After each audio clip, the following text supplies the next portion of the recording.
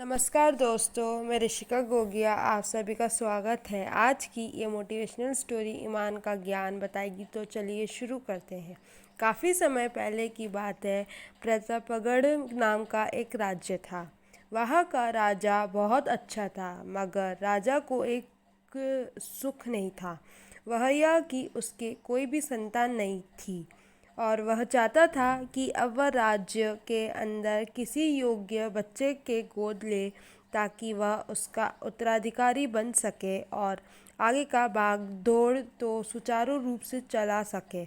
और इसी को देखते हुए राजा ने राज्य में घोषणा करवा दी कि सभी बच्चे राजमहल में एकत्रित हो जाए। ऐसा ही हुआ।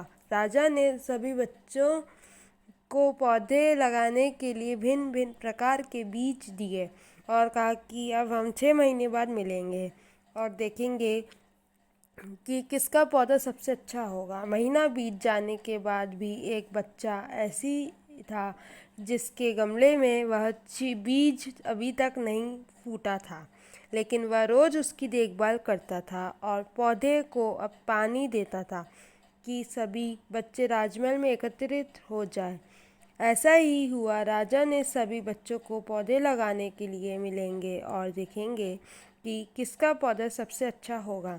महीना बीत जाने के बाद भी एक बच्चा ऐसा था जिसके गमले में वह बीज सभी तक नहीं फूटा था, लेकिन वह रोज़ उसकी देखभाल करता था और रोज़ पौधे का पानी देता था। देखते ही देखते 3 महीने बीत गए। बच्चा परेशान हो गया। तभी उसकी माँ ने कहा कि बेटा, धैर्य रखो, कुछ बीजों को फलने में ज़्यादा वक्त लगता है। और वह पौधे को सींचता रहा। 6 महीने हो गए। राजा के पास जाने का समय आ चुका था, लेकिन वह डर हुआ था कि सभी बच्चे के गमलों में तो पौधे होंगे और उसका गमला खाली होगा। वह बच्चा ईमानदार था और सारे बच्चे राजमहल में आ चुके थे। कुछ बच्चे जोश में भरे हुए थे, क्योंकि उनके अंदर राज्य का उत्तराधिकारी बनने की प्रबल लालसा था। अब राजा ने आदेश किया, सभी बच्चे अपने अपने गमले दिखाने लगे, मगर एक बच्चा सहमा हुआ था क्योंकि उसका गमला खाली था। तभी राजा की नज़र उस गमले पर गई। उसने पूछा, तुम्हारा गमला तो खाली है? तो उसने कहा, लेकिन मैंने इस गमले की 6 महीने तक देखभाल की है। राजा उसकी ईमानदारी से खुश था कि उसका गमला खाली है, फिर भी हिम्मत करके गया। सभी बच्चे के गमले देखने के बाद राजा ने उस बच्चे को सभी के सामने बुलाया।